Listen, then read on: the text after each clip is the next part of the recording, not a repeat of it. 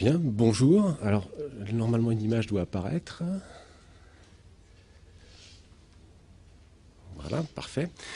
Le titre de l'exposé, c'est « Le nombre pi est-il simple ou compliqué ?» Je ne vais pas répondre tout de suite.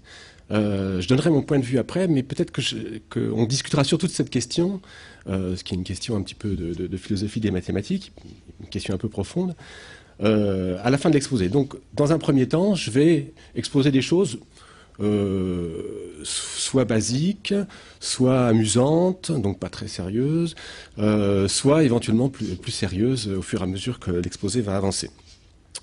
Je commence par lire une citation de deux chercheurs en mathématiques, les deux frères Chudnovsky, qui explique que explorer pi, c'est comme explorer l'univers. Donc ça, c'est l'un des frères qui dit ça. Et puis l'autre corrige, ou plutôt explorer le monde sous-marin, car nous sommes dans la vase et tout semble sans forme. Nous avons besoin d'une lampe et notre ordinateur est cette lampe. On va voir qu'effectivement l'ordinateur, surtout aujourd'hui, joue un rôle assez important dans l'histoire du nombre pi. Alors, je suis désolé, il y a des transparents qui se projettent pas très bien, mais c'est pas très important. De toute façon, là, c'est la vase. C'est les décimales de pi. Donc, si vous les voyez, ben, vous pouvez pas les distinguer réellement, sauf au début, hein, 3, 14, 159, etc. Sauf pour le début, vous pouvez pas les distinguer d'une suite de nombres, de chiffres qu'on aurait tirés au hasard. Et alors, il y a quand même en noir une petite zone que vous ne voyez pas très bien, mais je vous dis ce que c'est 6, 9 consécutifs. Donc là, il y a 3000 décimales. Donc si on avait pris un dé à 10 faces, ça existe, et qu'on l'avait lancé un certain nombre de fois, on aurait obtenu quelque chose qui ressemblera à ça. Il y a 6, 9 consécutifs. Alors on peut se demander, est-ce que c'est normal, est-ce que c'est pas normal? Je ne réponds pas tout de suite, mais voilà encore deux autres milliers. Et j'en arrive à la définition, parce que quand même, il faut que je rappelle la définition du nombre pi, qui est quand même l'origine de son grand succès, c'est qu'on l'apprend à l'école primaire. Tout le monde apprend et tout le monde connaît donc le nombre pi. Pi, c'est le rapport entre le périmètre d'un cercle et 2 fois son rayon, ou le diamètre. Je me suis aperçu d'ailleurs que tout le monde connaissait le nombre pi, mais par exemple tout le monde ne savait pas ce que c'est qu'un nombre premier. Il y a des gens qui me demandent, mais un nombre premier, qu'est-ce que c'est? Le nombre premier, c'est 1, le premier nombre, c'est 1. Bon, donc il faut expliquer. Alors, la première chose qui se pose quand on définit le nombre pi de cette façon-là, est-ce que c'est une définition convenable? Parce que on a l'air, si on donne la définition comme ça, on sous-entend que quand on va changer de cercle, quand on va prendre un cercle plus grand, le rapport entre le périmètre et 2 fois le rayon va rester le même. Ce n'est pas du tout une chose évidente. À chaque fois qu'on fait le rapport entre le périmètre et 2 fois le rayon, on pourrait très bien tomber sur un nombre qui ne serait pas le même d'un cercle à l'autre. Et d'ailleurs, on va reposer cette question-là à propos des cercles dans le monde physique. Alors, d'abord, je vais faire une petite démonstration. Je ne vais pas en faire beaucoup parce que c'est ennuyeux, et puis ça prendrait trop de temps. Donc, on va quand même se poser cette question. Est-ce que réellement le rapport entre le périmètre et le diamètre est constant? Alors pour ça, il faut quand même un peu poser le cadre. Quand on parle de cercle, il faut avoir une notion de distance. Donc en général, on a le théorème de Pythagore que vous connaissez, qui permet de définir la distance. La distance entre 2 points, elle va être définie à l'aide de la somme des carrés des différences de coordonnées, on prend la racine carrée. Et puis il y a le théorème de Thalès qui dit que lorsqu'on a une configuration comme celle-ci, les rapports B1 sur A1 sont le rapport B1 sur A1 est le même que le rapport B2 sur A2. Bon, je passe. Alors, qu'est-ce qui se passe pour le cercle et comment on va obtenir cette propriété que quand on change de cercle, le rapport qui nous intéresse, le périmètre sur le diamètre, reste le même. Alors c'est simple, c'est assez simple. J'ai considéré 2 cercles donc, qui sont dessinés ici. Alors je crois que je peux désigner avec la petite main, là, je vais l'utiliser. Donc il y a 2 cercles, C1 et C2. Et puis, on veut parler du périmètre. Alors le périmètre, c'est quelque chose de compliqué sur un plan mathématique parce que c'est une courbe, c'est la longueur d'une courbe, et la longueur d'une courbe, c'est pas très commode à définir. Alors, dans le cas du cercle, la longueur de la courbe, on va la définir comme la longueur du périmètre des polygones qu'on peut inscrire dans le cercle, donc quand on prend des points du cercle, et quand on augmente le nombre de points du polygone. Donc quand on prend des polygones réguliers, ici c'est un polygone à 10 côtés que j'ai considéré. Quand on passe de 10 côtés à 20 côtés, à 100 côtés, à 1000 côtés, petit à petit, la longueur du périmètre du polygone devient la longueur du cercle. Et donc, on parle de passage à la limite. À la fin, on a effectivement le périmètre lui-même. Alors ici, considérons donc ces polygones à 10 côtés. Quand je considère donc la longueur du côté, L1, d'après le théorème de Thalès, le rapport L1 sur L2, c'est le même que le rapport R1 sur R2. Donc le rapport du rayon du petit cercle R1 sur le grand cercle R2, c'est le même que le rapport des côtés des polygones ici inscrits dans les cercles C1 et C2. Puisque L1 sur L2, c'est la même chose que R1 sur R2, le périmètre du grand polygone va être dans le même rapport par rapport au périmètre du petit polygone que toujours les nombres R1 et R2. Donc, le périmètre P1 du petit cercle divisé par le périmètre P2 du grand cercle va donner la même chose que R1 sur R2. Et alors, une fois qu'on a ça, puisque dans mon exemple ici, ça va être 10 fois, donc quand je multiplie par 10 le numérateur et le dénominateur, la fraction reste la même.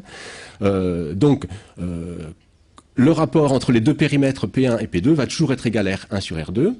Et quand je vais passer à un polygone à 100 côtés, à 1000 côtés, à 1 million de côtés, puis quand je vais tendre vers l'infini, eh bien, les périmètres des deux cercles, P1 et P2, donc cette fois-ci, c'est plus des périmètres de polygones, c'est des périmètres des cercles, vont être dans le même rapport R1 sur R2. Une fois qu'on a R1 sur R2 égale P1 sur P2, on en déduit que P1 sur 2R1 est égal à P2 sur 2R2, et c'est exactement ce qu'on voulait. Donc le pi, le nombre pi, ne dépend pas du cercle qu'on considère. Je ne vais pas vous ennuyer trop avec des démonstrations, mais celle-là, il fallait quand même la voir, parce que sinon on ne comprend rien à ce que c'est que pi. Alors maintenant, posons-nous la question, est-ce que pour connaître pi, c'est un problème de mathématiques ou est-ce que c'est un problème de physique? Puisqu'on parle de cercle, on peut dire, je vais tracer des grands cercles, je vais mesurer le périmètre, je vais mesurer le diamètre, je vais faire le rapport, et puis je vais obtenir une valeur de pi. Alors d'abord, sur un plan pratique, si on fait ça, donc si on considère que pi c'est une constante physique, on va pouvoir obtenir 10 décimales, peut-être 20, je ne suis pas sûr que les mesures qu'on soit capable de faire en physique nous donnent 20 décimales, mais de toute façon, on n'ira pas plus loin. Et puis de toute façon, on risque de se faire avoir, parce que le pi qu'on mesurerait comme ça risque de ne pas être celui auquel on pense quand on fait des mathématiques. Alors, il faut donc bien faire la différence entre le pi des mathématiciens, c'est de celui-là dont on va parler, et puis le pi des physiciens dont je vais vous parler pendant quelques secondes, et qui finalement est un peu autre chose, et qui est, lui, très variable. Alors justement, pour comprendre qu'il est très variable, je vais imaginer que je vis à la surface d'une sphère, c'est le cas, mais très, très lisse. Hein. Je ne sais pas que je suis à la surface d'une sphère, et je voudrais mesurer pi. Donc je vais tracer un rayon sur la sphère, et puis je vais calculer le rayon P sur le rapport P sur le diamètre, P sur D, et je vais en déduire une valeur de pi.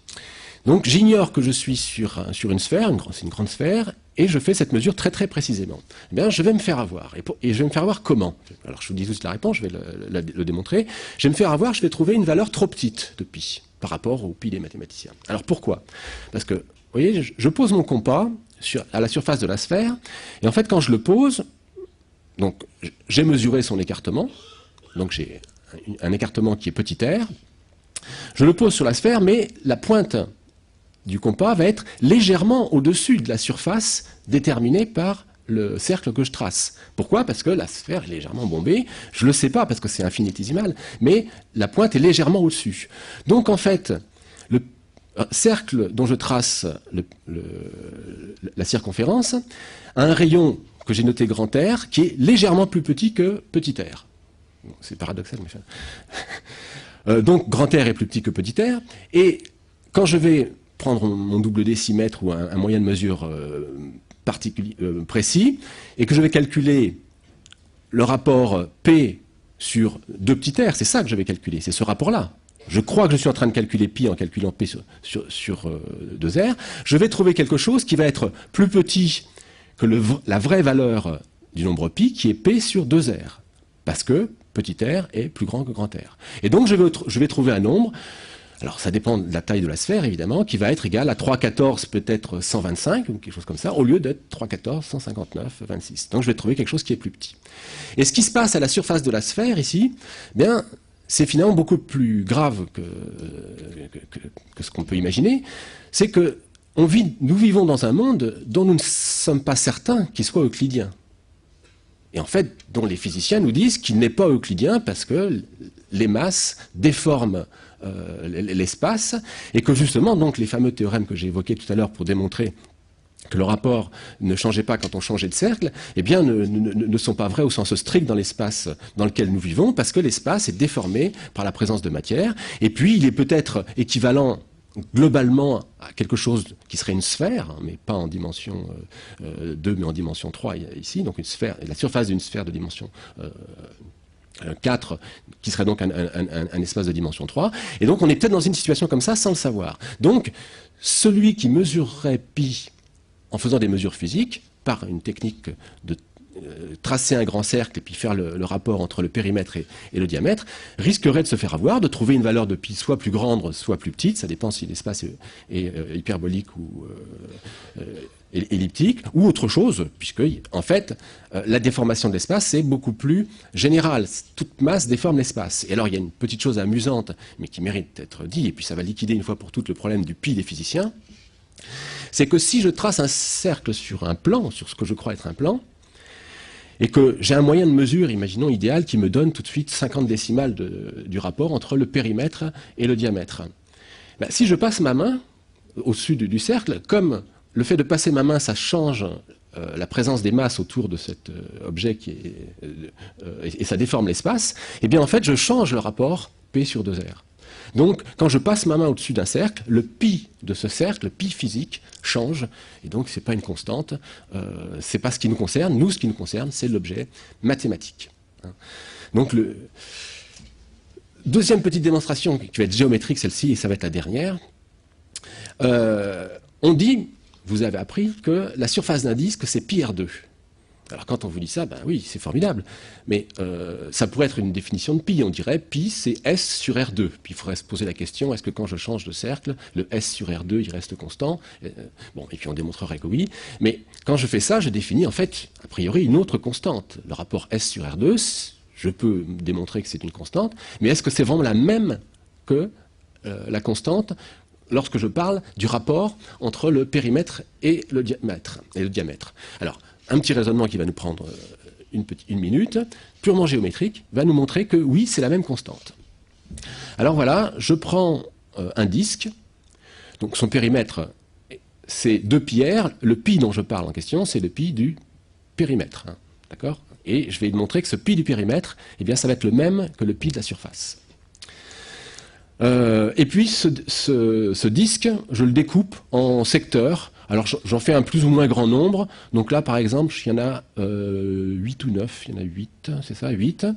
Et puis, je prends un disque de même rayon, blanc, et puis je glisse les secteurs de manière à former une sorte de forme un peu bizarre, qui est celle-ci, là, vous voyez, où il y a donc 8 secteurs blancs et 8 secteurs bleutés, qui sont emboîtés les uns dans les autres. Et puis, je referai la même construction, non pas avec 8, mais avec 50, avec 100, etc. Alors, regardons ce qui se passe. Cet objet un peu bizarre, là,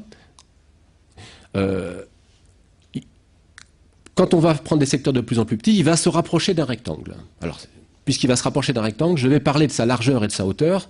Là, c'est un petit peu abusif parce que c'est pas vraiment un rectangle, mais je vais employer ce vocabulaire-là par commodité. Quelle est sa largeur? Sa largeur, c'est simplement la somme de tous les arcs du disque que j'ai utilisé, du disque blanc en haut et puis du disque bleu en bas. Donc, la longueur de cet arc qui détermine le dessus, c'est 2πr, par définition de pi. Pareil pour le dessous. La hauteur de ce rectangle, je parle de hauteur, là, c'est simplement le rayon. C'est la longueur de ce segment-là, c'est le rayon. Et plus je vais découper mon disque en petits morceaux, plus la figure qui est ici va se rapprocher de ce rectangle-là. Et donc, si j'imagine que je découpe les deux disques, le disque bleu et le disque blanc, en 1 million de morceaux, ben, je vais obtenir quelque chose qui sera indistinguable de ce rectangle, qui a comme largeur 2πr et qui a comme hauteur r. Donc, comme surface, 2πr2, le produit de la largeur par la hauteur. Et ça, c'est la surface de deux disques, puisque c'est à chaque étape, la surface de cet objet un peu bizarre, c'était exactement 2 fois le disque que je prenais et que je découpais en morceaux. Donc, j'obtiens, à la limite, quand on fait des découpages de plus en plus fins, que 2 fois la surface de mon disque, c'est 2πr2. Je simplifie par 2, ça me fait que la surface de mon disque, c'est πr2. Le pi en question étant bien celui du périmètre. Donc, quand on donne la définition, quand on dit que la surface d'un disque, c'est πr2, le pi dont il est question, c'est exactement celui du périmètre, c'est bien le même. Le petit raisonnement géométrique que je viens de faire le démontre. Alors, ce problème de la définition de pi, en fait, là vous ne pouvez pas lire, mais ça n'a pas d'importance, je vais expliquer en quoi ça consiste. Ce problème de la définition de pi, il est très ennuyeux pour les mathématiciens, parce que les mathématiciens aiment bien donner des définitions précises, et quand on présente un cours de mathématiques avancé, eh bien, on n'a pas envie de parler du périmètre d'un cercle parce qu'on n'a pas défini la longueur d'une courbe. Et donc, dans tous les cours de mathématiques, par exemple de classe préparatoire, ou dans les cours très sérieux, comme par exemple le traité de Nicolas Bourbaki, quand on définit pi, on ne le définit pas en disant c'est le rapport entre le périmètre et le diamètre. Donc on utilise une autre définition qui est en général très compliquée. Ici, c'est l'exemple du Bourbaki. Vous la trouvez, ça doit faire. Le traité de Bourbaki est séparé en plusieurs livres. Je ne sais pas, ça doit correspondre au 4e ou 5e livre, celui sur les fonctions élémentaires. Et puis, ça doit correspondre à une page qui doit être, je ne sais pas, la 50e, quelque chose comme ça, où on passe par la définition des fonctions exponentielles, etc. Et puis, on arrive à la proposition 3, et au détour de la proposition 3, on dit que la fonction e de x, c'est la fonction exponentielle qui a été définie avant, admet un point de R, admet en tout point de R une dérivée égale à 2πi e de x, où pi est une constante. Et c'est à cet endroit-là, dans le traité du Bourbaki, qu'on introduit le nombre pi, d'une manière totalement incompréhensible, évidemment, pour quelqu'un qui découvre les mathématiques ou qui fait des mathématiques à un niveau élémentaire. Et cette difficulté de donner une définition de pi qui soit à la fois sérieuse et rigoureuse, on la trouve toujours à cause de cette définition a priori à partir de la longueur d'un arc. Pourtant, il y aurait un procédé qui permettrait à la fois de définir pi d'une manière rigoureuse et puis de le calculer de manière approchée. Et alors ce procédé, je le définis. Alors les cercles, moi sur mon écran, ils n'apparaissent pas tout à fait circulaires parce qu'il y a un aplatissement. Je ne sais pas si c'est le cas sur l'écran. Mais donc quand c'est pas tout à fait circulaire, vous corrigez mentalement. Et ce qui est dessiné ici, c'est un cercle, par exemple. Donc une façon de définir pi, ça pourrait être une bonne méthode pour définir pi, et en même temps, ça pourrait être une méthode pour le calculer, ça consisterait à faire la chose suivante. Je considère un damier, donc j'ai mis des petits points, donc c'est un carré qui va avoir un centre, ici, et puis je vais mettre n unités de longueur, donc ici, je sais pas, ça fait à peu près 7 ou 8, et puis je vais dessiner un cercle de rayons, donc 8 ici, disons, et je vais compter combien il y a de points qui sont à l'intérieur du cercle et combien il y a de points qui sont à l'extérieur.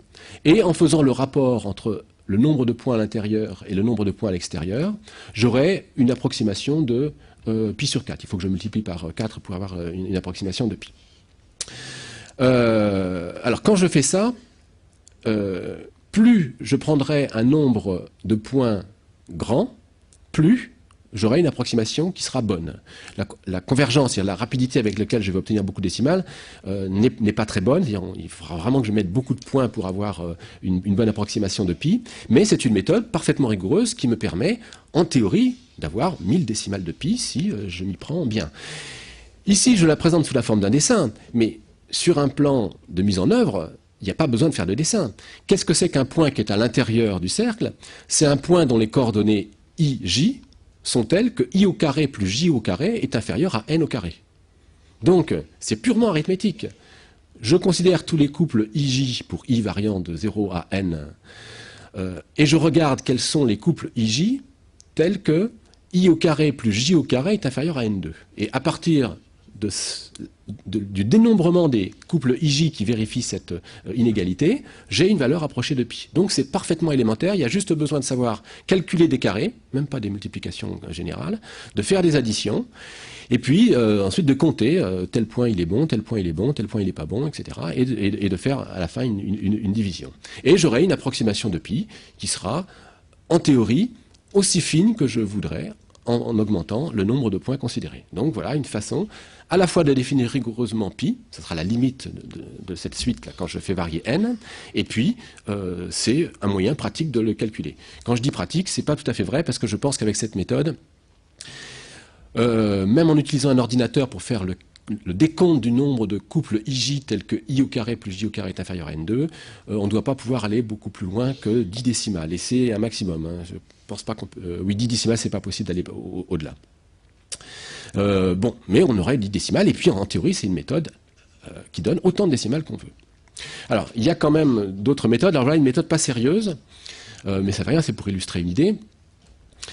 C'est la méthode de la peinture. Alors, je ne l'applique pas avec le disque, mais je propose de l'appliquer avec la sphère. Vous savez que la surface d'une sphère, c'est 4pi R2, R étant le rayon de la sphère. Alors, partant de cette idée, ben voilà comment on fait. On prend un pot de peinture, on le pèse, donc ça donne un premier résultat, P1. Ensuite, je dessine un carré d'1 mètre de côté, je le peins, en essayant de faire une couche de peinture bien égale. C'est ça le plus difficile sans doute dans l'histoire. Et je mesure maintenant le poids de mon pot de peinture. J'ai consommé une certaine quantité de peinture, ça me donne un résultat P2. Ensuite, je prends un ballon, je le gonfle pour qu'il ait 1 mètre de rayon, et je peins le ballon. Toujours en utilisant une couche de peinture constante et égale à celle que j'ai utilisée pour peindre le mètre carré. Là. Une fois que j'ai fait ça, j'ai consommé une certaine quantité de peinture, et ça me donne donc un troisième résultat de pesée P3. Et quand je vais faire le rapport, alors je ne sais pas si l'équation s'affiche bien, P3 moins P2 sur 4, P2 moins P1, ça me donnera une valeur approchée de pi. Bon, alors là, je crois que c'est une méthode, en théorie, qui marcherait assez bien, sauf que là, on se baserait sur le pi de la physique, donc il faudrait supposer que l'espace est euclidien pour qu'elle marche très bien. Donc c'est pas une méthode qui marcherait indéfiniment en imaginant qu'on puisse mesurer avec de plus en plus de précision les quantités de peinture utilisées, mais c'est une façon qu'on pourrait imaginer pour calculer pi. Je ne crois pas qu'elle ait jamais été utilisée, et ça doit être difficile, à mon avis, d'avoir 2 décimales exactes en utilisant cette méthode. Une autre méthode, qui est aussi pas une méthode très sérieuse, et qui va aussi d'ailleurs mesurer le pi physique. Alors ça, c'est un peu plus difficile à comprendre, pour qu'il s'agisse du pi physique qu'on mesure, mais ça fait rien. Elle est amusante, donc je la mentionne. C'est les aiguilles de Buffon. Alors, Buffon n'était pas du tout un mathématicien, hein, c'était il a écrit un grand traité de zoologie, donc c'était quelqu'un qui s'occupait de biologie, de sciences naturelles, on disait plutôt à l'époque. Mais il s'intéressait aux mathématiques, il a proposé une méthode qui consiste à faire la chose suivante. Voilà, je considère les lames d'un parquet, enfin un parquet, donc des lignes parallèles, on va dire simplement, et je jette des aiguilles dessus. Alors, le résultat général, c'est que si l'écartement entre mes lames de parquet, c'est B, et si mes aiguilles ont toute la longueur A, bien, quand je vais faire un très grand nombre de lancers, la probabilité pour qu'une aiguille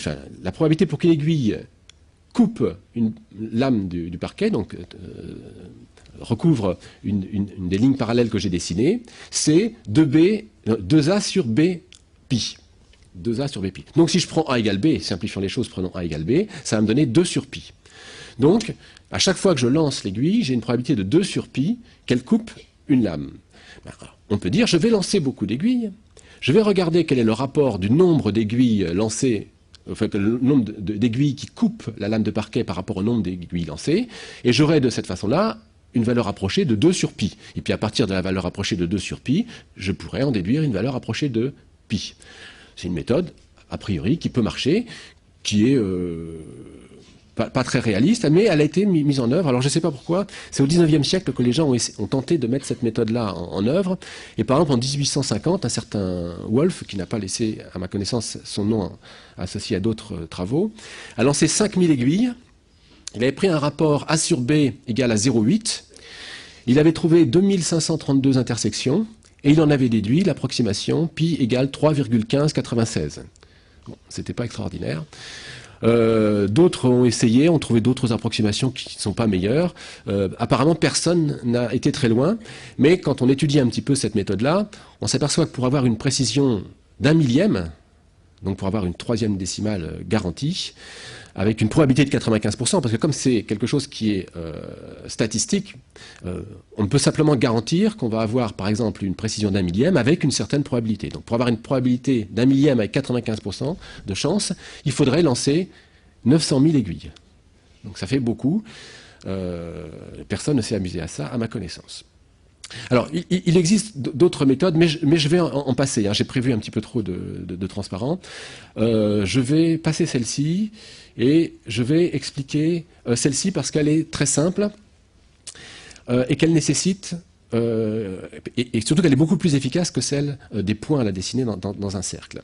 Donc, on dessine un tableau, qui est une sorte de triangle de Pascal, qui est constitué de la manière suivante. Alors, on met un 1 dans la première colonne, en haut, et puis on met des 0 en dessous. Et puis ensuite, on va remplir ligne par ligne. Et pour remplir une ligne, j'explique le principe. Donc, imaginons qu'on ait rempli déjà les 4 premières. Je veux remplir la 5e. Et je veux calculer, par exemple, quelle valeur il va y avoir ici, en dessous de la petite main. Donc, le 16. Alors, voilà comment je fais pour calculer le 16. Je regarde sur la ligne du dessus. Et comme le coefficient que je veux calculer, il est dans la 4e colonne, je fais la somme des 4 derniers termes de la ligne du dessus. Donc 5, plus 4, plus 2. Ça fait bien 16. Et ça me donne la valeur qui est ici. La valeur qui est à côté, par exemple le 14, c'est la somme des 3 derniers coefficients de la ligne du dessus, 5, plus 4, etc. Et de cette façon-là, je peux remplir la 5e ligne à partir de la 4e, la 6e à partir de la 5e, etc. Et donc je remplis le tableau en faisant uniquement des additions. Ça ressemble un petit peu au triangle de Pascal. C'est pas le triangle de Pascal, mais ça ressemble. Donc quand je fais ce remplissage, ça va assez vite, hein, en fait. Hein. Une fois qu'on a compris le principe, c'est uniquement des additions qu'on fait successivement. Les coefficients qui sont sur la diagonale, eh bien, sont intéressants puisque quand on calcule le rapport de 2 coefficients successifs de la diagonale, donc en-1, n-1 sur en-n, et qu'on multiplie ce rapport de 2 coefficients consécutifs par 2n, donc je fixe une valeur de n, j'obtiens une valeur approchée de pi. Et les valeurs approchées de pi ne sont pas mauvaises. J'ai indiqué les premières ici. Première valeur approchée qu'on trouve, c'est 2, pas terrible, 4, 3, 3,2, 3,125, 3,147, 3,197, 3,1422, et déjà on a les 3 premières décimales qui sont exactes. Uniquement, ici, les valeurs que j'ai indiquées, c'est uniquement celles qui proviennent du tableau au-dessus. Donc la dernière, par exemple, ça va être le rapport de 1385 par 7936 multiplié par 2n, c'est-à-dire par 18. Donc voilà une méthode assez efficace de calculer pi. Et que je complète par un petit résultat. Si ça vous ennuie de calculer ces coefficients un petit peu magiques, là, je n'indique pas leur nom, ça n'a pas d'importance, vous pouvez le faire par un pur dénombrement, et que vous pouvez d'ailleurs confier à un ordinateur, ça sera plus rapide. Les coefficients dont je parlais, là, ceux qui sont sur la diagonale, que j'ai appelés ENN, eh bien en fait on peut les calculer en faisant uniquement un dénombrement. Alors c'est un dénombrement un peu bizarre, ça va être le dénombrement des façons de classer. Donc, par exemple, 4 nombres en zigzag. Alors, j'explique. Par exemple, imaginons, j'ai 4 nombres, les 4 premiers entiers, 1, 2, 3, 4. Qu'est-ce que j'appelle un classement en zigzag? Eh bien, c'est un classement tel que le deuxième va être plus grand que le premier, le troisième va être plus petit que le deuxième, et le quatrième va être plus grand que le troisième. Donc, par exemple, un classement en zigzag, c'est 1, 4, 2, 3. Et puis, un autre classement en zigzag, par exemple, des 4 nombres 1, 2, 3, 4, ça serait 2, 4, 1, 3. Et puis on essaie de les faire tous. Et puis vous vous apercevez, par exemple, si vous cherchez pour 4, qu'il n'y en a que 2. Il n'y a que les 2 que j'ai indiqués. Pour 5, vous allez pour les entiers de 1 jusqu'à 5... Non, attendez, alors... ils sont pas bien dessinés. Quand on le fait pour 3, on n'en trouve que 2. Ce sont ceux qui sont dessinés ici. Excusez-moi, ils n'ont pas été bien dessinés. Et quand on le fait pour 4, on en trouve 5. Ce sont ces 2-là. Et puis les 3 qui sont ici en bas.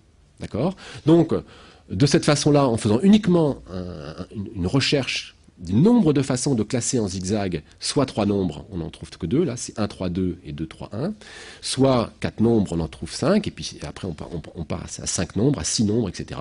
On va avoir les coefficients ENN, et puis à partir des coefficients ENN, je vous expliquais, on faisait le rapport de 2 et on multiplie par 2n, et on obtient une valeur approchée de pi. C'est une façon parfaitement élémentaire de calculer pi. Et le nombre pi, en fait, c'est une des questions qu'on va se poser et sur lesquelles on va disserter tout à l'heure, et en fait on le retrouve un petit peu partout en mathématiques, et c'est bien ça le problème. C'est pour ça qu'il va se poser la question d'une façon un petit peu subtile, est-ce qu'il est simple ou compliqué? Quand on le définit comme ça, c'est quand même relativement simple. Alors, pendant 5 minutes, on va s'amuser un peu avec pi. Alors, là, je vais vous laisser juste 15 secondes. Je ne fais pas de commentaires, voilà. C'est des petits jeux de mots qui ne valent pas bien cher. Les gens qui s'amusent avec pi, parfois ils prennent ça au sérieux, ils prennent ça très au sérieux. Il y a des gens qui voient des messages dans pi. Alors je ne veux pas en parler beaucoup, mais enfin, il y a des gens qui accordent une valeur mystique à pi. Il y a un livre qui s'appelle Dieu et pi, qui existe. Et l'auteur de ce livre trouve dans les décimales de pi toutes sortes de messages. Alors ces messages ne sont pas très convaincants, mais il trouve toutes sortes de messages dans les décimales de pi en les interprétant d'une certaine façon.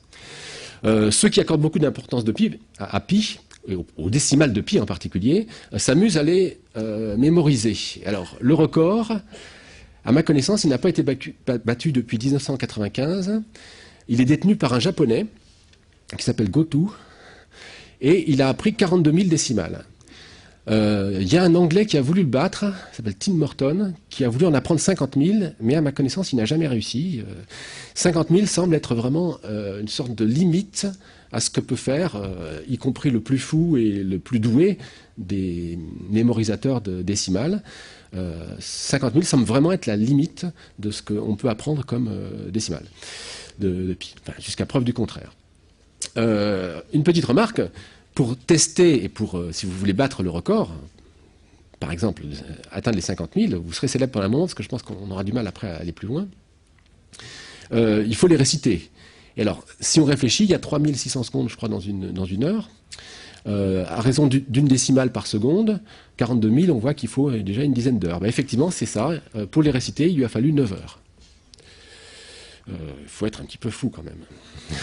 Alors, il y a quand même un moyen de les apprendre que vous connaissez tous, c'est le fameux poème « Que j'aime à faire apprendre un nombre utile aux sages, immortel Archimède, artiste ingénieur, qui de ton jugement peut priser la valeur? Pour moi, ton problème est de sérieux avantages. » Et il se poursuit. Il y a diverses variantes, hein, même en français, je ne sais pas si vous pouvez les lire très bien. Il y en a, on peut aller jusqu'à la décimale, je ne sais pas, c'est à peu près 50 ou 60, en apprenant un poème. Bon. Comment, à partir du poème, on reconstitue les chiffres? Ben, simplement en comptant le nombre de lettres de chaque mot, ça vous donne les décimales. Pour les zéros, ce sont des nombres de 10 lettres, enfin des mots de 10 lettres qui donnent les zéros. Alors, chose qui est amusante, on pourrait croire que ça c'est quelque chose de typiquement français. Les Français s'intéressent à pi particulièrement, et c'est pour ça qu'ils ont écrit ce poème qui n'a pas d'auteur identifié. Ben non, pas du tout. Ça existe dans d'autres langues. Alors là, par exemple, j'ai mis une phrase, un petit poème allemand. Ça existe aussi en anglais, en breton même, en espagnol. Et puis il y en a des dizaines et des dizaines. Il existe même des versions, je crois, en chinois. Mais alors ça, je ne sais pas les expliquer. Qui sont plutôt basées sur la phonétique, je crois. Et donc, voilà comment on peut s'amuser avec pi. Alors, je passe celui-là. Une autre façon de s'amuser avec pi, qui n'est pas tout à fait sans rapport, c'est de composer de la musique. Alors, si vous jouez bêtement les notes de pi, c'est pas très joli. Et franchement, c'est vraiment indistinguable d'un bruit de notes tirées au hasard. Alors, Jean-Philippe Fontanier, il a voulu quand même faire quelque chose d'un petit peu plus subtil. D'abord, il m'a demandé de calculer pi en base 7. Parce qu'en base 7, il va y avoir que 8 chiffres. 0, 1, 2, 3, 4, 5, 6, 7.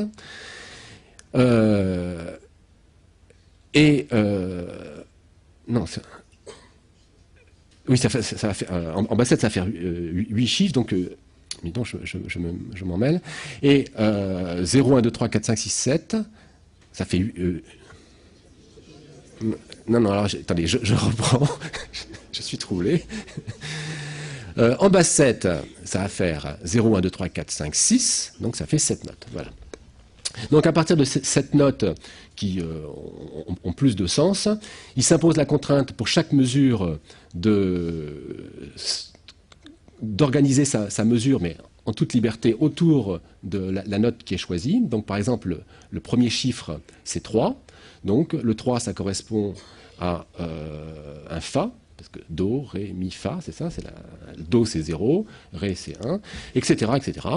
Et il s'impose, c'est une contrainte un petit peu comme on pourrait s'imposer une contrainte, comme on peut s'imposer une contrainte en poésie. Et il fait un morceau de musique que je ne vous fais pas écouter, mais qui est assez joli et qui joue à la guitare. Ah bon, c'est un pur jeu, hein, évidemment. Si vous prenez Pi plus au sérieux, vous allez chercher donc des secrets dedans. Alors là, on ne voit pas très bien, mais je vais vous expliquer le principe. Vous allez écrire Pi en base 26, je ne me trompe pas cette fois-ci. Donc en base 26, vous allez avoir 26 possibilités, 0, 1, 2, 3, 4, 5, 6, jusqu'à 25, pour les chiffres, et vous allez remplacer les 0 par A, les B par les 1 par B, etc. Et donc vous allez obtenir un texte écrit avec les 26 lettres de l'alphabet. Et donc vous pouvez chercher des mots, est-ce que vous trouvez votre nom, est-ce que vous trouvez une phrase complète, etc. Alors vous vous amuserez à ça si vous voulez. Je vais juste faire une petite remarque. Je trouve assez amusant quand même qu'autour de la du dixième chiffre calculé comme ça en base 26, on trouve les 4 lettres R, O, D, N. Alors ça ne veut rien dire, sauf qu'à une permutation de lettres près, ça fait rond quand même. Ce qui est quand même un peu étonnant, puisque c'est tout au début, hein, c'est tout au début. Mais il faut évidemment y accorder aucune importance, c'est un pur hasard. Alors, toujours à propos des chiffres de pi, les chiffres qu'on trouve dans les décimales de pi cette fois-ci, il y a des gens qui ont remarqué un certain nombre de choses, je vais les signaler, et puis je vais donner mon avis quand même sur la question. On est toujours dans les choses pas sérieuses. Hein. La première chose qu'on remarque, c'est que le 0 n'apparaît qu'en 32e position après la virgule, alors que tous les autres chiffres sont représentés dès les 13 premières décimales. Donc le 0, il apparaît tardivement. Bon, est-ce qu'il y a une raison à ça? Bon, question. Alors, il y a les fameux 9 que je mentionnais tout à l'heure. Donc la place exacte, c'est à partir de la 762e décimale, on trouve 9, 9, 9, 9, 9, 6 fois de suite. Bon, est-ce que c'est pas troublant? Alors la réponse, c'est vraisemblablement pas, il n'y a aucune explication à chercher. Quand on calcule plus de décimales, on ne retrouve pas de séquence de 9 particulièrement longue et inattendue. Celle-ci est inattendue parce qu'elle arrive très tôt quand même. Elle avait a priori une probabilité faible de se produire. Mais si on avait trouvé 6-7 consécutifs, on aurait aussi été étonné. Donc parmi toutes les choses qui auraient pu nous étonner, il y en a une qui s'est produite, c'est peut-être pas étonnant. C'est ça un peu la morale, je pense, qu'il faut dire.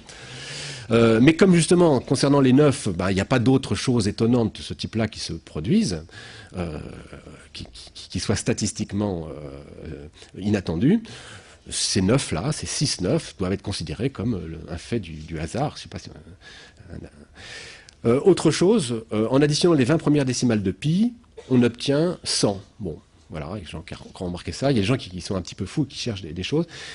Encore plus fous, si j'ose dire, en additionnant les 144 premières décimales, on trouve 666. Je ne fais pas de commentaire.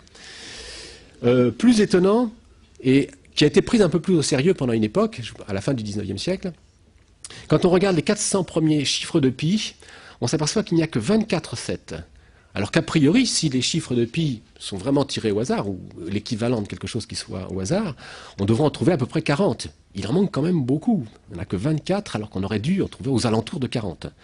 Bon, est-ce que c'est sérieux? Est-ce que c'est une propriété particulière de pi? Est-ce qu'elle est confirmée par la suite? Alors je vous donne tout de suite la réponse, c'est non. Quand on en a calculé plusieurs millions, je ne vous dis pas tout de suite combien, plusieurs milliards, eh bien non, le déficit des 7 là, qui avait étonné les mathématiciens, ou certains mathématiciens, ou numérologues plutôt, à la fin du 19e siècle, ce déficit des 7 n'est pas confirmé. On en trouve finalement à peu près un dixième, comme on trouve un dixième de 0, un dixième de 1, etc. Donc il n'y a pas de choses particulières pour les 7. Autre chose amusante, mais c'est pareil qu'on ne doit pas prendre au sérieux, les 3 chiffres qui se terminent à la position, le groupe de 3 chiffres qui se termine à la position 315, c'est 315. Celui qui se termine à la position 360, c'est 360. Il faut chercher longtemps pour trouver des choses comme ça. Alors, plus amusant, on peut s'amuser à écrire tous les nombres. Alors ça, c'est un jeu plutôt que vous pouvez vérifier. Et d'ailleurs, il y a une erreur dans ce tableau-là. J'ai découvert tout à l'heure en préparant mon exposé, et l'erreur est dans mon livre. Ça me désole de m'apercevoir de cette erreur. C'est écrire tous les chiffres, enfin, tous les nombres, excusez-moi, en utilisant uniquement pi, et puis des additions, des multiplications, des racines, et puis l'opération partie entière. Donc par exemple, partie entière de pi, de 3,14, c'est 3. Donc pour écrire 3, facile, il suffit de mettre pi entre deux barres verticales. C'est la notation qu'on adopte pour cet exercice-là. Pour pi, on trompe sur 3. Bon, pour obtenir 1, c'est facile, on prend racine de pi, c'est 1, quelque chose, partie entière de 1, quelque chose, c'est 1. Donc on arrive à écrire 1. Bon, puis de cette façon-là, on arrive à écrire tous les nombres jusqu'à 20, puis on peut aller plus loin, c'est une question de patience. Pour 7, c'est pas très simple, il faut écrire pi à la puissance racine de pi, partie entière. Et puis alors celui qui est faux, que j'ai découvert tout à l'heure, c'est pour 2.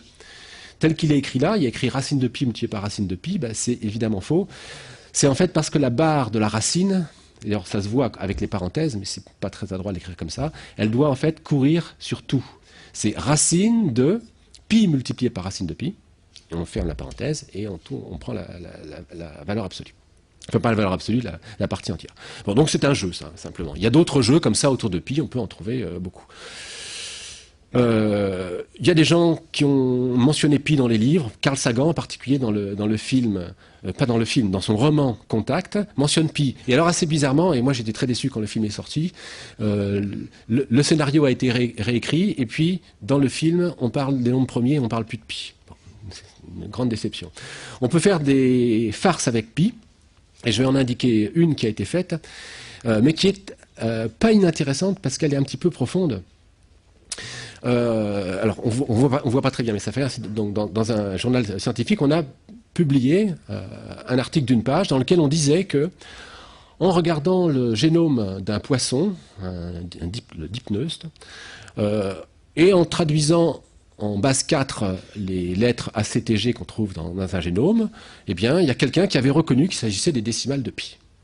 Sur une séquence assez longue, je ne sais plus, c'est plusieurs centaines de... Alors ça, c'est quelque chose qui est tout à fait invraisemblable, et c'était un poisson d'avril. Et puis d'ailleurs, le texte le laissait bien entendre, dans le numéro du mois d'avril. Hein. Mais là où la question est intéressante, c'est pourquoi est-ce que c'est pas possible? Pi, on le trouve en physique partout. Il y a des tas de formules de physique qui font intervenir pi. Les nombres interviennent enfin, de toutes sortes de façons dans le monde physique, dans le monde biologique aussi. Il y a des objets sphériques dans le monde biologique, il y a des boules presque parfaites dans le monde biologique. Les nids d'abeilles ce sont des hexagones tassés les uns contre les autres. Donc il y a des objets géométriques, il y a une pertinence des mathématiques aussi bien pour le monde géométrique. Pourquoi est-ce que ça ne peut pas être les décimales de pi, enfin, ou les chiffres en base 4 de pi, dans un génome? Et répondre bien à cette question, je ne vais pas chercher à le faire tout de suite, je vous laisse réfléchir, c'est pas très simple. C'est un poisson d'avril, et quiconque va réfléchir un peu à cette question va considérer qu'à partir du moment où la probabilité statistique est négligeable, ça n'est pas possible et c'est invraisemblable qu'on trouve effectivement codé dans le génome d'un être vivant les décimales de pi, mais essayer de bien justifier pourquoi, c'est un petit exercice qui n'est pas très simple. Alors, ça, c'en est fini pour les choses pas sérieuses. Je vais évoquer le problème de la quadrature du cercle. Parce que ça, c'est quelque chose qui est très sérieux et qui a traîné quand même pendant 2000 ans. Pendant 2000 ans, on s'est posé la question, et des gens très sérieux, et je vais expliquer un certain nombre de choses très sérieuses, et la solution est venue de mathématiques, tout ce qu'il y a de plus sérieux concernant la quadrature du cercle. Alors, quel est le problème de la quadrature du cercle? Parce que c'est une expression qu'on emploie en langage français, en français et dans les autres langues aussi. C'est le problème suivant. On se donne un compas, une règle. La règle que j'ai dessinée ici est graduée, mais en fait c'est une règle non graduée qu'on doit prendre. Et puis on cherche à dessiner, on dessine avec le compas un cercle, et ensuite on cherche à dessiner un carré dont la surface soit la même que celle du cercle dont on est parti. Donc pour qu'il ait la même surface, par exemple si on a dessiné un cercle de rayon 1, on peut faire cette hypothèse-là, ça simplifie les choses, mais il faut dessiner donc un carré de rayon, non pas de rayon, de côté, racine de pi. Bon, et c'est ça le problème de la quadrature du cercle. Les règles du jeu, c'est on ne doit utiliser que la règle et le compas. Et les utiliser, ça veut dire, on a le droit de faire des intersections d'arcs de cercle avec le compas, on a le droit de mesurer une distance entre deux points qui ont été tracés comme ça et de la reporter d'un point à l'autre de notre dessin, et puis en un nombre fini d'étapes, on doit avoir tracé le carré, c'est ce qu'on appelle carré le cercle. Alors ce problème est très ancien puisqu'il date de 5 siècles avant Jésus-Christ, c'est Anaxagore qui, c'est la légende qui raconte ça, s'est posé le problème dans une prison où il était enfermé parce qu'il avait soutenu que la Lune était lumineuse parce qu'elle reflétait le Soleil. Une chose qui était une théorie scandaleuse à l'époque, au point d'aller en prison. Et ce problème a occupé beaucoup de gens très longtemps. Alors, tout de suite, je précise, ce problème est le même que le problème qu'on appelle le problème de la rectification du cercle, qui est beaucoup moins connu, mais ça serait simplement le problème suivant. Dessiner un segment qui est pour longueur pi, c'est-à-dire le périmètre du cercle dont on est parti. Alors ça revient au même, les deux problèmes sont équivalents, et je vais vous expliquer pourquoi, en parlant un petit peu de construction géométrique. Alors là, j'ai représenté sur ce dessin quelques constructions géométriques, je vais commenter uniquement la première. Vous avez tous fait des constructions géométriques comme ça à l'école. Donc j'ai une droite déterminée par deux points, A et B, et puis j'ai un point à l'extérieur, C, et puis je veux dessiner la perpendiculaire à la droite AB qui passe par C. Bon, alors je vais pouvoir faire cette construction à la règle et au compas. Voilà comment je m'y prends. Je pointe mon compas n'importe où sur la droite, par exemple ici. J'écarte mon compas de manière à ce que le crayon arrive sur le point C, et puis je trace l'arc de cercle, ça donne cet arc de cercle-là. Ensuite, je pointe mon compas n'importe où sur la droite, donc par exemple au point B, mais là, ça n'a pas d'importance. J'écarte à nouveau le compas pour que le crayon arrive sur le point C, et je trace le deuxième arc de cercle. Les deux arcs de cercle que j'ai tracés se rencontrent au point C, et ça je l'ai fait exprès, et puis se rencontrent à un autre point qui va me permettre avec la règle de tracer la perpendiculaire au segment AB. Voilà, donc voilà le genre de construction qu'on fait à la règle au compas. Alors il y en a d'autres, la bisectrice, la médiatrice, une droite parallèle à une droite donnée, etc. Et alors il y a des constructions qui sont plus intéressantes et sur lesquelles je vais faire des commentaires un peu plus longs. C'est qu'en fait, d'une certaine façon, on peut calculer avec un compas et une règle de cette façon-là. Et les opérations qu'on peut faire, alors je n'ai pas dessiné pour l'addition, c'est évident qu'on peut faire des additions. Si vous avez deux longueurs, l'une A, l'autre B, vous allez pouvoir les reporter avec votre compas, et puis en écartant le compas plus, vous allez avoir la longueur A plus B. De la même façon, vous pouvez faire une soustraction. Plus intéressant et un petit peu moins évident, alors je ne vais pas faire les démonstrations, mais les schémas sont dessinés ici. Vous pouvez calculer le produit de deux nombres. Si vous avez un nombre A, donc une longueur A, la longueur 1, c'est la longueur qui est ici. Vous avez la longueur B, donc vous faites le tracé tel qu'il est dessiné ici, vous tracez deux droites parallèles, vous tracez cette droite oblique ici, et puis ce que vous allez avoir ici, ça va être le produit AB. Il y a une autre construction qui permet de multiplier deux nombres entre eux, c'est celle qui est donnée ici par ce dessin-là. Donc on peut multiplier deux nombres entre eux à la règle et au compas. On peut aussi calculer l'inverse, il y a aussi deux constructions, il y en a deux qui sont dessinées ici. Avec un triangle rectangle, vous mettez A ici, vous mettez 1 sur la hauteur, donc vous arrangez pour faire la construction, et ce que vous avez ici, c'est 1 sur A. Voilà. Et puis, encore plus, un peu plus inattendu peut-être, vous pouvez calculer aussi des racines carrées. Donc, pareil, un triangle rectangle, vous mettez 1 ici, vous mettez A ici, et ce que vous avez ici, c'est racine de A. Alors voilà les opérations qu'on peut faire quand on fait des constructions à la règle et au compas: addition, soustraction, multiplication, calcul d'un quotient, A sur B. Hein, une fois qu'on sait calculer 1 sur A et qu'on sait faire des multiplications, on sait calculer A sur B. Donc les divisions, on sait les faire. Et puis les racines carrées. Et puis tous ces nombres-là, on va les appeler, tous les nombres qu'on peut construire de cette façon-là, on va les appeler les nombres constructibles à la règle et au compas, parce qu'en fait, quand on étudie le problème de la construction, des constructions à la règle et au compas, on s'aperçoit que, essentiellement, on ne peut rien faire d'autre que ça. Des multiplications, des divisions, des extractions de racines carrées, les soustractions et les additions. Alors, je passe ce transparent-là, je reviendrai après. Celui auquel je veux arriver, attendez, il n'est pas au bon endroit. Voilà. Et alors, ces nombres qu'on peut construire à la règle et au compas, ce sont, alors ça c'est une démonstration faite par le mathématicien Wenzel en 1837, excusez-moi c'est une erreur, c'est pas 1937, c'est 1837, je l'ai rajouté tout à l'heure, j'aurais dû faire attention. En 1837, il a démontré qu'effectivement, les nombres qu'on peut construire quand on s'impose les règles de construction à la règle et au compas, ce sont tous ces nombres qu'on peut construire par des opérations successives que je viens d'indiquer. Donc, par exemple, racine de 123, vous allez pouvoir le construire, parce que 123, c'est 1 plus 1 plus 1, 123 fois, puis ensuite vous prenez la racine carrée. Si vous voulez construire le nombre un peu plus compliqué ici, racine de 1 plus racine de 3 plus racine de 5 plus racine de 7, vous allez commencer par construire 7, vous allez prendre la racine carrée, ça va vous donner racine de 7, vous allez rajouter 5, etc., etc. En quelques opérations avec la règle et le compas, vous allez construire ce nombre-là. Celui-là, vous pouvez le construire aussi. Et Wenzel a démontré que les nombres qu'on pouvait construire à la règle compas, c'était exactement cela et aucun autre. On peut construire tout cela et pas d'autres. Tous ceux qu'on peut construire sont de cette forme-là. Et alors, ça nous approche de la solution de la quadrature du cercle, parce que, là je vais arriver à des choses plus compliquées, on a pu démontrer, et ça c'est le résultat de Lindemann de 1882, que pi est un nombre transcendant. Alors j'explique ça, je vais très vite là maintenant sur ces questions-là. On va classer les nombres, d'ailleurs, puisque c'est un cycle sur les nombres, c'est pas une mauvaise chose d'expliquer la classification des nombres. On voit une classification des nombres. D'abord, il y a les entiers, 3, 5, moins 2, j'en ai pas mis de négatif, mais on peut en considérer. Il y a les nombres qui sont les quotients de 2 entiers, 2 tiers, moins 1 dixième, ou des choses. Ensuite, il y a les nombres qui nous intéressent particulièrement ici, ce sont ceux qui sont définissables par radicaux carrés, donc ceux qui sont constructibles à la règle et au compas, d'après ce que je viens de vous dire.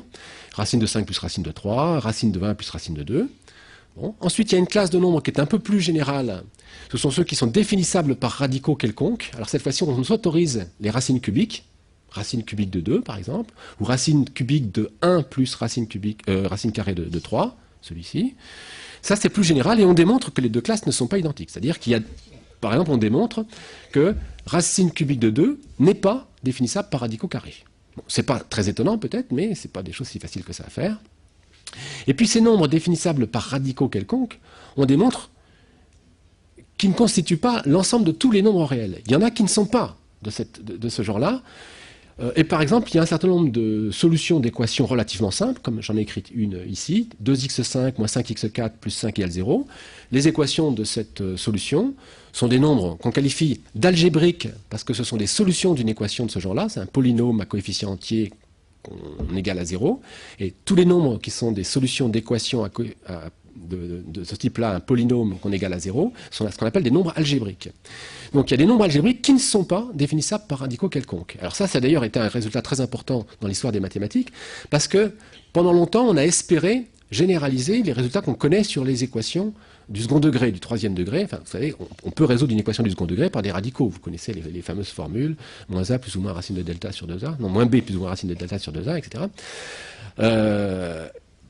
Ces équations existent aussi pour le degré 3 et elles existent pour le degré 4. Elles sont très compliquées, c'est pour ça qu'on ne les apprend pas au lycée en général, mais elles existent. Et puis pour le degré 5, on les a cherchées, on ne les a jamais trouvées.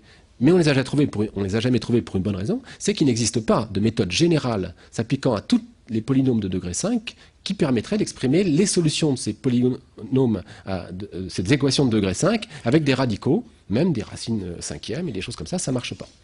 Donc ça a été un grand progrès. Et puis, quand je disais que pi a été démontré transcendant par Lindemann, ça veut dire en fait que pi il est à l'extérieur de tout ça, là où il y a la petite main. Pi c'est un nombre qui n'est même pas algébrique. C'est-à-dire c'est un nombre qui n'est même pas la solution d'une équation du type, là, un polynôme égale 0.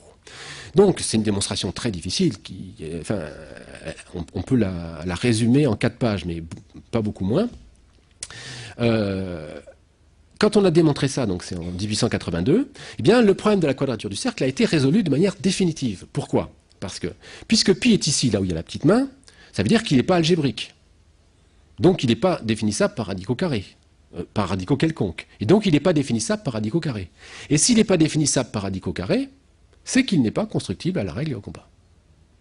Donc à partir du résultat de Lindemann, combiné avec le résultat de Wenzel, on a une démonstration mais définitive d'une impossibilité de construire un carré de côté racine de pi en respectant les règles de la construction avec le compas. Et une règle. Alors aujourd'hui, il y a toujours des gens qui essayent de résoudre la quadrature du cercle. Je reçois de temps en temps des solutions.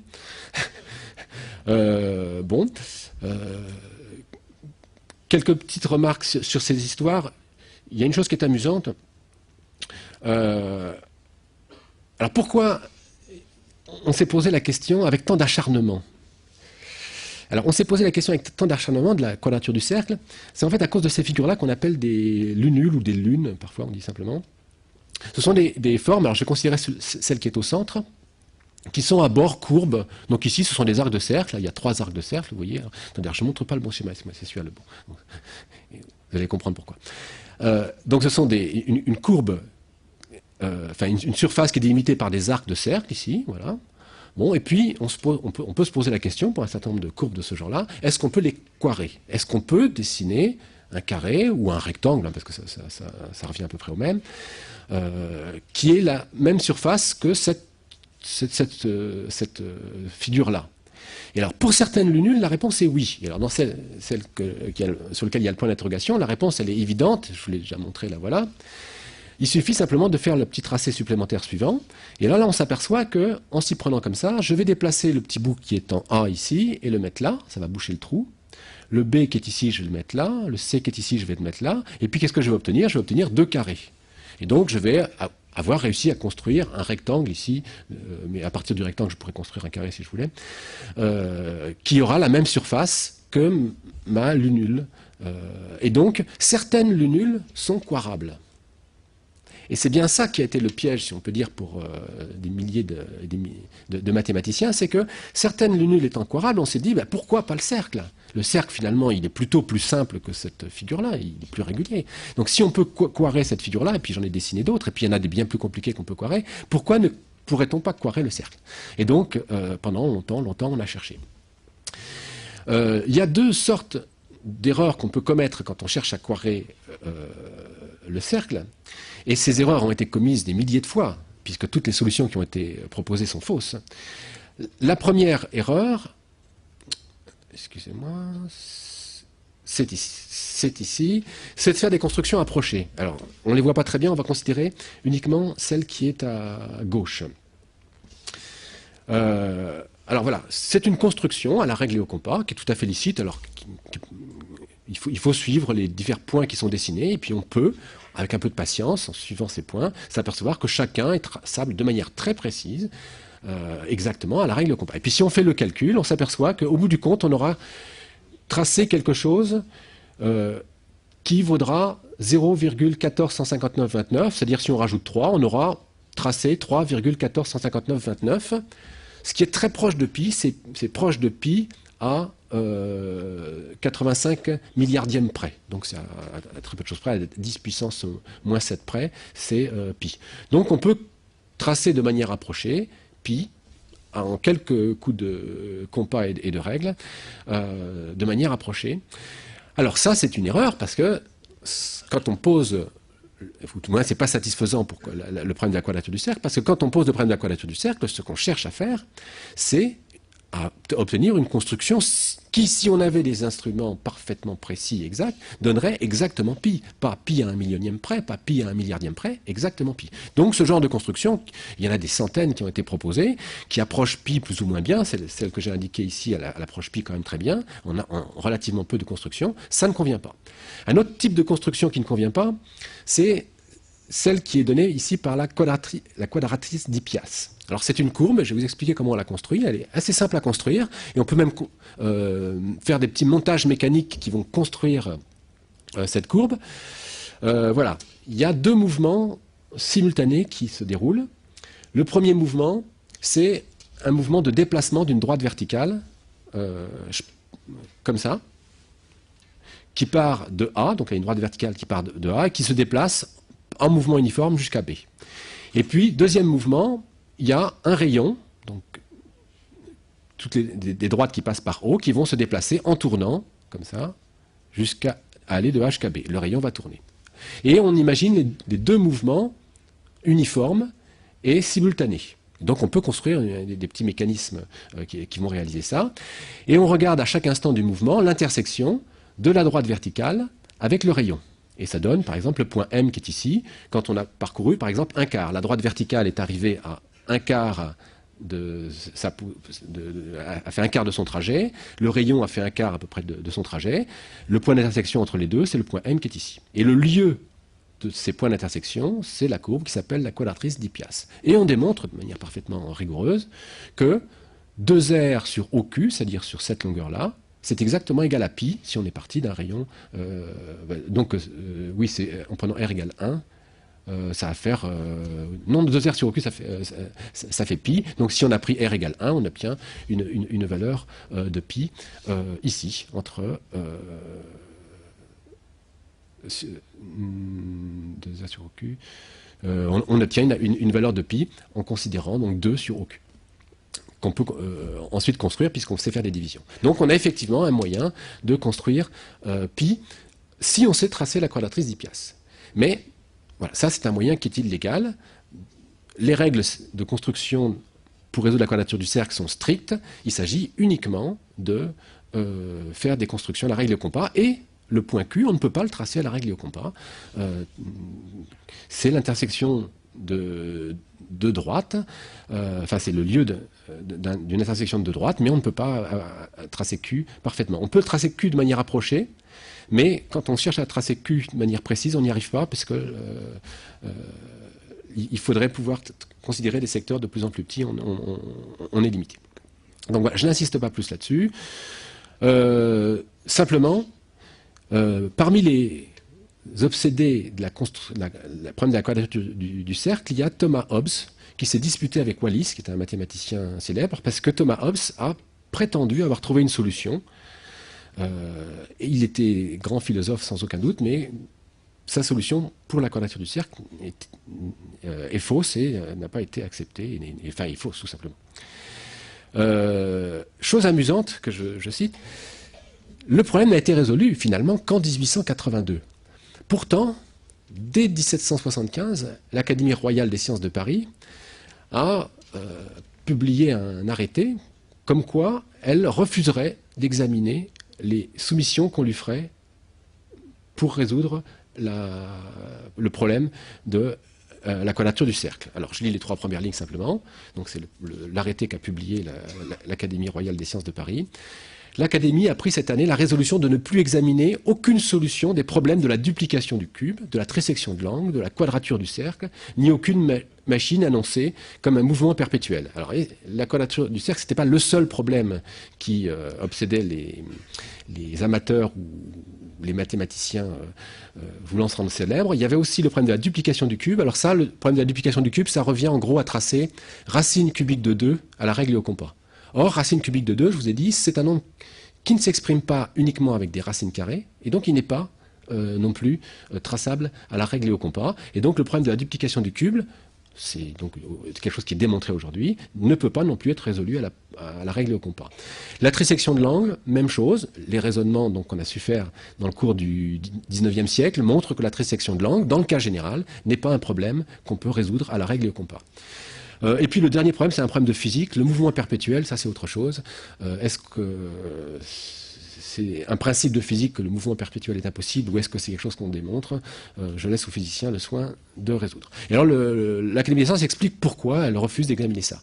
Mais ce qui est étrange, c'est que l'Académie des sciences a refusé d'examiner les solutions qu'on lui proposerait, alors que le problème n'était pas résolu, et que le problème n'a été résolu finalement qu'un siècle plus tard. Alors c'est un peu étrange, c'est pas très scientifique d'une certaine façon. Pourquoi est-ce que l'Académie des sciences a refusé d'examiner des solutions qu'on lui proposait à un problème qui n'était pas résolu? Bon. Alors, j'en arrive à un autre thème. C'est une histoire, mais alors je vais passer très vite parce que je veux m'arrêter à 8 heures pour qu'on ait le temps d'avoir quelques questions. Et je voudrais parler des choses un peu récentes sur Pi, même si je vais passer très vite. Donc, sur l'histoire, je vais faire défiler un certain nombre de choses très rapidement en m'arrêtant uniquement à certains points vraiment fondamentaux. Pi, alors, pas exactement comme nous on le considère, comme un nombre, mais le problème d'évaluer une surface de cercle ou le problème d'évaluer le périmètre d'un cercle a été posé par les Babyloniens qui ont proposé des méthodes ou des choses qu'on peut voir comme des formules. Et en gros, pour dire les choses de manière très simplifiée, mais c'est vraiment très approximatif comme façon de formuler les choses, les Babyloniens auraient proposé comme valeur pi plus 3 plus 1/8 pour pi. Les Égyptiens auraient proposé, et là je vais être un tout petit peu plus précis, la valeur 16/9 au carré. Et alors, qu'est-ce que ça veut dire? Et ça va permettre de mettre un peu les choses au point. Ben, ça veut dire non pas qu'ils ont dit pi égale 16/9 au carré, ils n'ont pas dit ça, d'abord parce que la lettre pi n'a été étudiée, et n'a été utilisée pour désigner le rapport entre le périmètre et le diamètre qu'à partir du XVIIIe siècle. Le signe égal n'existait pas non plus du temps des Égyptiens, etc. Bon, mais ça veut dire la chose suivante, que dans un des papyrus qu'on a retrouvé, qui est daté d'à peu près 4000 ans avant aujourd'hui, il y a une règle de calcul pour expliquer comment obtenir la surface d'un disque. Et on dit, voilà, enlevez 1/9 au diamètre, multipliez le résultat par lui-même, et vous obtenez une évaluation de la surface. Donc, ça veut dire que, de manière implicite, pour un Égyptien, la surface d'un disque, c'est d moins 1/9 de d au carré. Alors, si maintenant on compare ça à notre formule S égale pi R2, on égale les choses, eh bien, on obtient pi égale 16/9 au carré. 16/9 au carré, ça fait 3,16. Donc c'est une valeur précise à peu près à 1% près. Mais voilà, c'est tout. Quand on dit que les Égyptiens proposaient la valeur de 16/9 au carré, c'est ça que ça veut dire. Ça veut dire qu'ils utilisaient un algorithme pour calculer la surface des disques, qui était celui que je viens d'expliquer, et qui, implicitement, suppose d'abord qu'effectivement, il y a une constante qui correspond à pi dans la formule S égale pi R2. Et pour eux, cette constante, c'était pas 3,14, 259, etc. C'était 16/9 au carré. Alors, la chose importante qu'il faut retenir, et je vais aller droit au but, c'est Archimède. Parce que Archimède a introduit quelque chose de nouveau et qui va être valide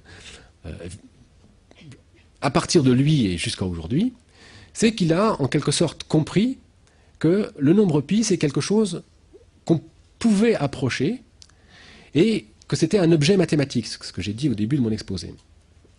Et que ce n'est pas quelque chose qu'il fallait mesurer en prenant un outil, un mètre, et puis en dessinant un cercle le plus précisément possible, qu'il fallait s'y prendre par le raisonnement mathématique. Alors, la méthode qu'il a proposée, elle est plus compliquée que celle que j'ai envisagée tout à l'heure, de dessiner des points, là, et puis de calculer le nombre de couples J, etc. Mais c'est une méthode qui est du même type, c'est-à-dire qui est purement mathématique et qui ne se base pas sur des mesures. Alors, j'explique ça. J'explique d'abord le résultat qu'il a trouvé. Il a trouvé, donc, dans son mémoire qui s'appelle De la mesure du cercle, que pi est compris entre 223 71e, il est plus grand que 223 71e, et plus petit que 22 septième, valeur qu'on apprend parfois à l'école. Il est compris entre les deux. Et effectivement, il propose une méthode pour encadrer pi. Et cette méthode, elle permet de calculer pi avec autant de précision qu'on veut, à condition d'être patient. Lui, il ne l'a mené que à ce couple de valeurs, 223 71e, 22 septième, mais elle sera reprise plus tard par d'autres qui la pousseront plus loin. Et l'idée, c'est l'idée suivante, c'est je pars d'un cercle et je dessine un hexagone à l'intérieur et un hexagone à l'extérieur. Et puis, par des raisonnements de pure géométrie, je peux évaluer que le périmètre du cercle à l'extérieur, pas du cercle, de l'hexagone à l'extérieur, c'est 2 racines de 3. Et puis, à l'intérieur, ça c'est évident, puisque ça va être 6 triangles équilatéraux collés les uns aux autres, donc le côté c'est 1, c'est R, et donc le périmètre ça va être 6, et donc le périmètre de l'hexagone divisé par 2R, ça va faire 3. Ça donne une valeur approchée de pi par défaut. Donc, en considérant le périmètre intérieur du polygone à 6 côtés intérieurs, on obtient 3 pour une valeur approchée par défaut de pi. Et en considérant le périmètre de l'hexagone à l'extérieur du cercle, on obtient 2 racines de 3, ça fait 3,46 à peu près. Et puis, si au lieu de prendre un hexagone, on prend un polygone à 12 côtés, donc c'est la méthode qu'il propose, bien, les raisonnements géométriques que Archimède sait faire le conduisent à des valeurs, alors il n'écrit pas ça comme ça, mais ça veut dire la même chose, 12 sur 2 plus racine de 3 pour la valeur par excès, et 6 sur racine de 2 plus racine de 3 pour la valeur par défaut, qu'il évalue, et qui lui donne, donc il fait soigneusement les choses, il évalue par excès la valeur par excès, il évalue par défaut la valeur par défaut, ça lui donne donc 2 valeurs, l'une par défaut et l'une par excès, et donc il obtient un second encadrement entre 3,10 et 3,21. Et puis il continue comme ça, sans avoir besoin de faire les dessins, puisque c'est du pur raisonnement géométrique. Donc il n'a pas besoin de faire les dessins, il double encore, donc 24 côtés, 96 côtés, etc. Il arrive jusqu'à 96 côtés, c'est ça, oui, 96 côtés. Et il obtient les valeurs qui sont indiquées ici, en notation décimale d'aujourd'hui, 3,1410, et qui ensuite ont donné les approximations sous forme de fractions 223 71e et 22 7e. Mais sa méthode, si on l'avait proposée, aurait conduit à des choses beaucoup plus fines et autant de décimales qu'on veut. La méthode, en fait, elle se résume dans les équations qui sont ici, pareil, écrites en notation moderne. Ça revient à considérer 2 suites simultanément, une suite AN et une suite BN. La première, on fixe son point d'origine par 2 racines de 3, et la seconde par 3, et puis ensuite on applique des relations. Et on calcule avec ces relations A1 et B1, A2 et B2, A3 et B3, etc.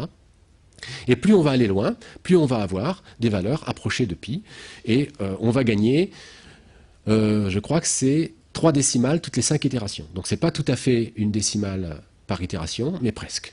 Donc si vous poursuivez l'utilisation de ces formules 100 fois, vous aurez à peu près 60 décimales, enfin quelque chose de cet ordre-là. Donc c'est qu'une question de patience pour avoir beaucoup de décimales. Et ça, c'est un grand progrès dans l'histoire de la compréhension de pi, et de la compréhension des nombres, tout simplement, puisque ce qui est sous-jacent à la façon dont Archimède pose le problème, c'est que pi est une constante qu'on peut approcher indéfiniment, que la connaître bien, c'est l'approcher, c'est l'approximer, et que ce n'est pas une question de construction géométrique. Alors, je vais aller directement au tableau, excusez-moi. Voilà, des calculs qui ont été faits pour pi. Et des valeurs approchées qu'on a trouvées pour pi. Alors, dans un premier temps, je vais considérer les valeurs uniquement calculées à la main. Et alors, vous allez voir, c'est quand même assez impressionnant. Alors, au début, c'est très irrégulier, puisque même on peut trouver quelque chose, un bout de texte de la Bible où il semble que pi soit considéré comme valant 3. Bon, il y a une sorte de choses, mais bon, c'est pas très rigoureux, et c'est d'ailleurs pas régulier. Le progrès n'est pas régulier au début. Donc, en Chine, évidemment, dans les pays de l'islam, on trouve aussi des calculs de pi, de plus en plus précis, et on obtient, par exemple, en 1429, un calcul d'Al-Kashi qui donne 14, enfin l'équivalent de 14 décimales, puisqu'il calcule en base 60. Et petit à petit, on progresse, uniquement par des méthodes basées sur la géométrie, donc en fait, c'est des variantes de la méthode d'Archimède, et on arrive jusqu'à von Solen qui calcule 34 décimales de pi qu'il fait graver sur sa tombe. Et puis, alors ici je raconte très rapidement l'histoire du calcul de pi. S'introduisent à ce moment-là de nouvelles formules qui sont tirées de l'analyse, qui vont permettre de calculer pi non plus par la géométrie, mais par l'utilisation de séries. Et ces séries vont, cette fois, au bout d'un certain temps, parce que dans un premier temps, les séries ne donnent pas des résultats très efficaces, mais même donnent des résultats catastrophiques sur un plan numérique. Mais au bout d'un certain temps, les séries qu'on va découvrir, donc c'est les progrès de l'analyse, vont permettre de calculer 100 décimales, puis toujours à peu près les mêmes formules ou des variantes des formules, ce qu'on appelle les formules d'artangente, vont conduire à un record qui va être inégalé pendant plus de 50 ans, c'est le record de William Shanks, qui en 1874 calcule 707 décimales de pi. Malheureusement, il n'y en a que 527 qui sont justes, et il a fait une erreur, et il ne s'en est pas aperçu. Et pendant plus de 50 ans, les décimales fausses de William Shanks vont être recopiées dans toutes sortes de livres, au point que aujourd'hui, on trouve encore des livres qui contiennent les décimales fausses de pi. En vente aujourd'hui, je pourrais vous citer un livre, mais je ne le ferai pas par pitié pour l'éditeur. Les 707 fausses, enfin, des décimales de pi calculées par Shanks sont encore aujourd'hui disponibles dans certains livres sans indiquer qu'elles sont fausses. Ce qui est un peu fort. Et c'est à l'origine d'une mésaventure terrible pour le Palais de la Découverte. C'est qu'au moment où il a été construit, juste avant la guerre, la Seconde Guerre mondiale, on a proposé la construction d'une salle ronde sur laquelle les décimales de pi ont été inscrites, et on a utilisé évidemment les seules décimales qui étaient valables à l'époque, c'est les décimales de Shanks qui étaient disponibles, et donc elles ont été inscrites fausses. Et alors, depuis, et les gens du Palais de la Découverte sont assez agacés par cette histoire-là, tous les gens sont persuadés, parce que l'histoire est quand même connue, que les décimales qu'il y a au Palais de la Découverte sont fausses. Bah non, évidemment que non. Dès les années 50, elles ont été corrigées, et les décimales qu'il y a au Palais de la Découverte sont justes aujourd'hui. Donc, si vous allez au Palais de la Découverte, vous pouvez les recopier. Toutes celles que vous trouverez, je crois qu'il n'y en a plus tout à fait 707, parce qu'ils n'ont pas voulu en rajouter plus, on en a calculé beaucoup plus. Il n'y en a pas tout à fait 707, parce qu'il y a des gens qui ont arraché les dernières. Donc, il y en a un peu moins de 707. Mais toutes celles qui sont au Palais de la Découverte sont bonnes. Alors, je passe là-dessus. Je voudrais faire et je vais m'arrêter là-dessus, parce que ça va me permettre de faire des commentaires. Les calculs, à partir de 1946, 47, ont été faits non plus purement à la main, comme le pauvre William Shanks, qui les avait fait à la main, il avait passé 20 ans de sa vie à les calculer, ont été faits en utilisant des machines. Dans un premier temps, donc en 1946, et je crois même que le second calcul, celui de 1947 qui apparaît ici, donc 707 décimales de pi, c'est à ce moment-là qu'on s'est aperçu que les décimales de Shanks étaient fausses, ont été faits partiellement à la main et en utilisant des petites machines à calculer, vous savez, où on tourne une manivelle pour faire des additions successives. Ça fait essentiellement que des additions, et en utilisant bien la machine, on arrive à les faire faire des multiplications, mais ça se fait pas en un tour de manivelle, c'est pas en appuyant sur un bouton qu'on appuie à une multiplication. Et donc, on s'est aperçu, en faisant un calcul qui est semi à la main et semi mécanique, puisqu'il utilise ces machines, que les décimales de pi calculé par Shanks, c'était faux. Mais il a fallu plus de 50 ans. Et puis à ce moment-là, évidemment, c'est devenu l'ère des ordinateurs. Et je voudrais quand même dire, et je ne vais pas parler trop longtemps là-dessus, mais il faut absolument que je dise quelques mots là-dessus. L'ère des ordinateurs, évidemment, ça a considérablement simplifié le problème. Mais je vais tempérer cette affirmation.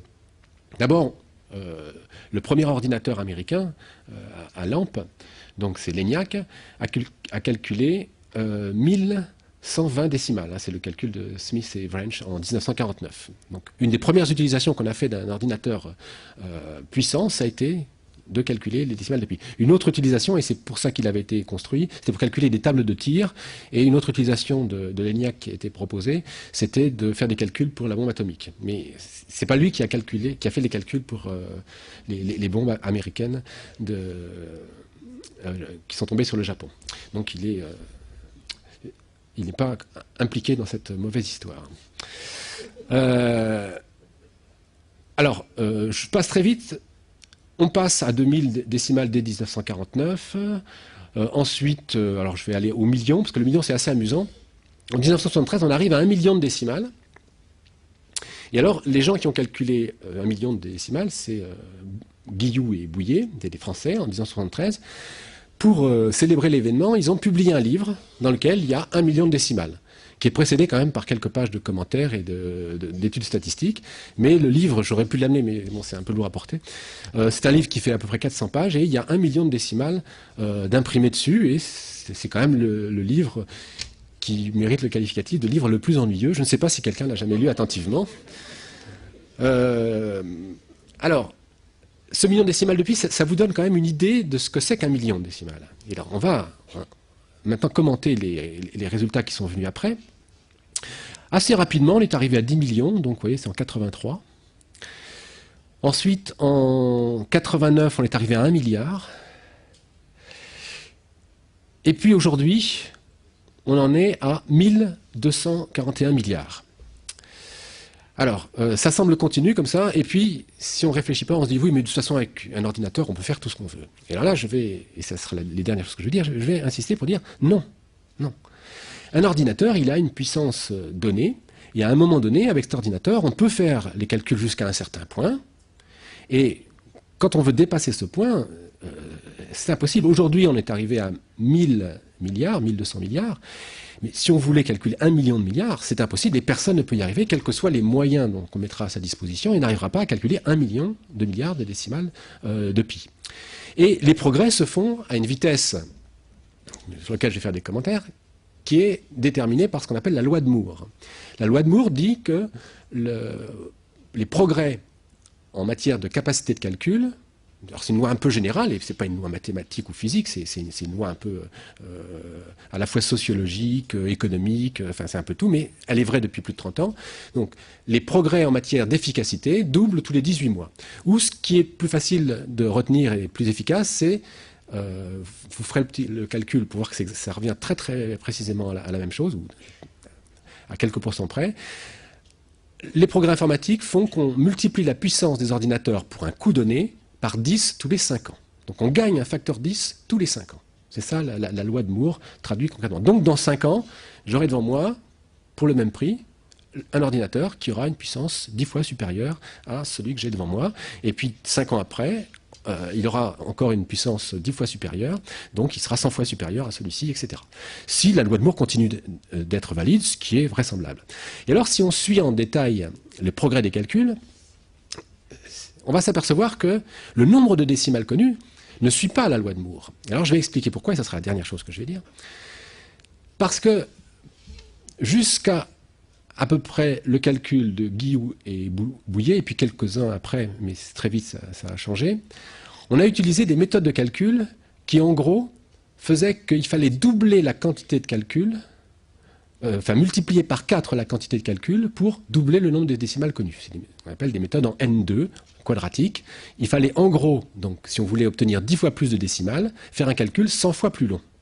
Donc, si j'en reviens à la loi de Moore, pour multiplier par 10 le nombre de décimales connues, il fallait attendre un facteur multiplicatif de 100, c'est-à-dire 2 fois 5 ans, c'est-à-dire 10 ans. Et puis, les progrès mathématiques, alors je n'ai pas pu en indiquer la substance ici dans cet exposé, mais les progrès mathématiques qui ont été faits à propos de la multiplication des grands nombres, à propos des méthodes de calcul de pi, à propos du traitement des données, des grands nombres, font qu'on est passé de méthodes quadratiques, donc en N2, à des méthodes qui sont à peu près linéaires. Elles ne sont pas tout à fait linéaires, mais presque linéaires, c'est-à-dire en N. C'est-à-dire que maintenant, on est arrivé dans une époque où pour connaître 10 fois plus de décimales de pi, il suffit juste d'attendre que les ordinateurs soient 10 fois plus puissants. Donc on peut prédire, et c'est ce qui s'est passé ces dernières années, ces 20 dernières années, en gros, à chaque fois que 5 ans va s'écouler, on connaîtra un nombre de décimales qui sera multiplié par 10. Donc on sera passé,